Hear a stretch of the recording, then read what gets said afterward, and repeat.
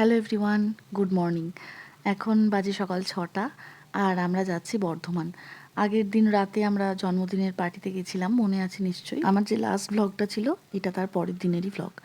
এবারে তো বোন এসেছিল আমাদের সাথে, তো ফিরে যাচ্ছে আবার। বহুদিন এতটা সকালে আমরা বেরোইনি, সবসময় দীপ অফিস থেকে আসার পরে আমরা বর্ধমান ফিরেছি। তো আজকে আসলে বর্ধমানে একটা কাজ আছে দুপুরবেলা, কাজ নয়, একটা নেমন্তন্ন আছে, তো যে কারণে আমরা এতটা সকালে বেরিয়েছি। আবার 9টার পর থেকে দীপের অফিসের মিটিং শুরু হয়ে যায় বলে তার মধ্যেই আমাদের বাড়ি ঢুকতে হবে, সেই কারণেই এতটা সকালে বেরোনো। সকালে উঠে ব্রাশ করেই বেরিয়ে গেছি, চা জল খাবার কিছুই খাওয়া হয়নি, তাই নবান্নতে দাঁড়ালাম সিঙ্গুরে।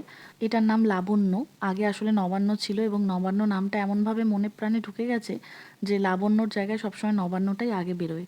ভেতরে গিয়ে বসে খেতে অনেকটা দেরি হয়ে যাবে বলে দীপ বলল প্যাক করিয়ে নিই, আমরা গাড়িতে যেতে যেতেই খেয়ে নেব। এবং দীপ যে কী করে গাড়ি চালাতে চালাতে খায় আমি জানি না, ওর অসুবিধাও হয় না সেভাবে কোনো, আর স্যান্ডউইচ তো হাতে ধরেই খাওয়া যায়। এই সকালবেলা রাস্তাটা বেশ ফাঁকা ফাঁকাই ছিল, সেরকম কোনো ট্রাফিক ছিল না। এই হলো কার্জন গেট, আমাদের বর্ধমানের ঐতিহ্য। প্রত্যেকবার বর্ধমানে ঢোকার সময় এই জায়গাটার আমি ভিডিও করি। এই ফ্লাইওভারটা হলো আমাদের রেল স্টেশনের ওপরে, এটা পেরোলেই প্রায় আমাদের বাড়ি চলে আসে। শহরের ভেতর দিয়ে শর্টকাট দিয়ে গেলে আরও তাড়াতাড়ি হয়, কিন্তু বড় গাড়ি নিয়ে ওই ভেতরে এখন ঢোকা যাবে না। তোমাদের তো আগেই বলেছি আমার বাড়ি আর শ্বশুর বাড়িটা একদম কাছাকাছি। বোনকে আগে আমাদের বাড়িতে নামিয়ে দিলাম, তারপর চলে এলাম আমাদের শ্বশুর বাড়িতে। বাবা বাগানেই কাজ করছিল, আমাদের দেখে ছুটে এসে গেটটা খুলে দিল। আমরা আজকে অনেকটা তাড়াতাড়ি পৌঁছে গেছি, ওরা এখনও জল খাবার অবধি খায়নি। আজকে টেম্পারেচার ছিল অনেক বেশি, ভীষণ গরম। আসলে এত তাড়াতাড়ি আসা কারণ একটা উপনয়নের নেমন্তন্ন আছে, গতকাল থেকেই ছিল। উপনয়ন তো 3 দিন ধরেই হয়, তো সেই 3 দিনই আমাদের নেমন্তন্ন ছিল, কিন্তু গতকাল ওই জন্মদিনের নেমন্তন্নটাও ছিল বলে আমরা প্রথম দিনটা মিস করে গেছি। তাই ভাবলাম অন্তত আজকে দুপুর থেকে ওটা অ্যাটেন্ড করি। আমরা আসার পর মা আবার দোতলায় উঠে এসেছে শরবত দিতে। আমি বললাম তোমার এই হাঁটুর ব্যথা নিয়ে দোতলায় ওঠার কি দরকার? তখন হাসছে, বলছে তোরা তো এত সকালে কখনো আসিস না, আর আজকে এত রোদ গরম, একটু শরবত খা। বাড়ি ঢুকে স্নান করে একটু ঘুমালাম। রনও ঘুমায়নি কারণ ও গাড়িতে ঘুমিয়ে নিয়েছে। আর এখানে এসে তো অনেক কাজ থাকে, ঘুমালে কি চলবে? নিচেটা পুরোটা সুন্দর রং হয়ে গেছে আর রং করে বেশ ঝকঝকে লাগছে। এই জায়গাটা পুরোটাই কিন্তু রান্নার খাওয়া দাওয়ার সাথে যুক্ত, মানে কিচেন প্লাস ডাইনিং এরিয়া। দুখানা রান্নাঘর আছে, বাইরের রান্নাঘরটায় আমিষ নিরামিষ দুটোই রান্না হয়, আর এই রান্নাঘরটা হলো শুধুই নিরামিষ। এখানে আমিষের প্রবেশ নিষেধ। চলো দেখি আজকে কি কি রান্না হয়েছে। মা রান্না করে এই জায়গাটাতে বাটিতে বাটিতে করে সাজিয়ে ঝুড়ি চাপা দিয়ে রেখে দেয়।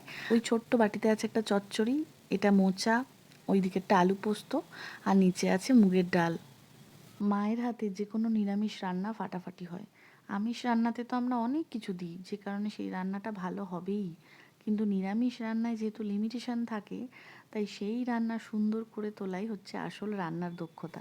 এটা হলো বাবার খাবার, বাবা এখনই খেতে বসবে, তাই মা গুছিয়ে দিয়েছে।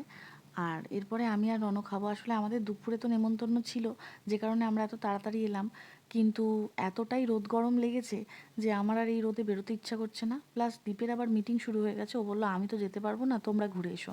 আমি সব দিক ভেবে দেখলাম থাক, একেবারে সন্ধেবেলাতেই যাব। মা বললো তোরা খাবি না বলে তো আমি কিছু বানাইনি সেভাবে, তোরা তাহলে একটা করে ডিম ভেজে নে। আমাদের ডিম ভেজে নিলাম একটা করে, তারপরে দুপুরবেলা রণ টেনে অনেকক্ষণ ঘুমালো। আর কুট্টুসকেও তো সবসময় আমাদের সাথেই ঘুমাতে হয়।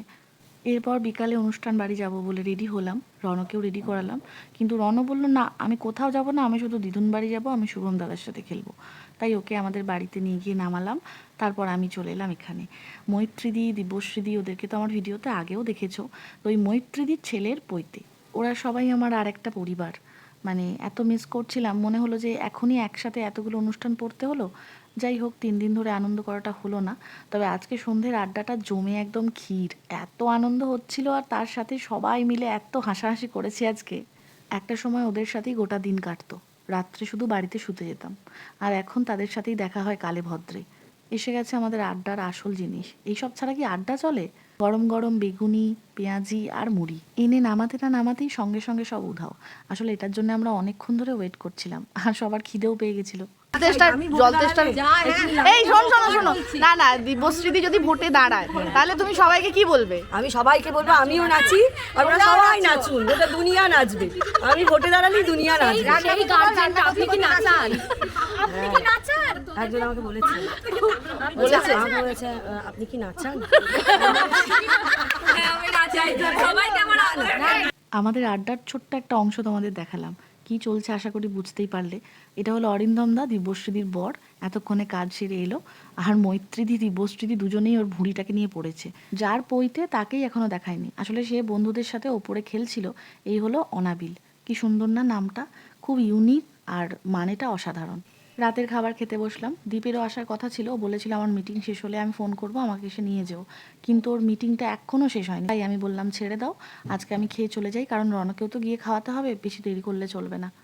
মেনুটা ছিল আমার খুব প্রিয়। ভাত, পেঁয়াজ দেওয়া মুসুরির ডাল, মাছের মাথা দিয়ে বাঁধাকপির তরকারি আর ডিম কষা। ওখান থেকে আমি আমার বাড়ি গেলাম, রনকে নিলাম, চলে এলাম শ্বশুর বাড়ি। রনকে খাওয়াতে বসেছি, কিন্তু আর একজন লেজ নাড়ছে দেখো, যেন ওকেও এক খাবল দিলে ভালো হয়। ও কিন্তু খাওয়া হয়ে গেছে, মানে রাতের খাবার। আজকের ব্লগটা এখানেই শেষ করলাম। তোমরা সবাই ভালো থেকো, সুস্থ থেকো, আর এই গরমে বেশি বেশি করে জল খেও। দেখা হচ্ছে আবার পরের ব্লগে। Good night.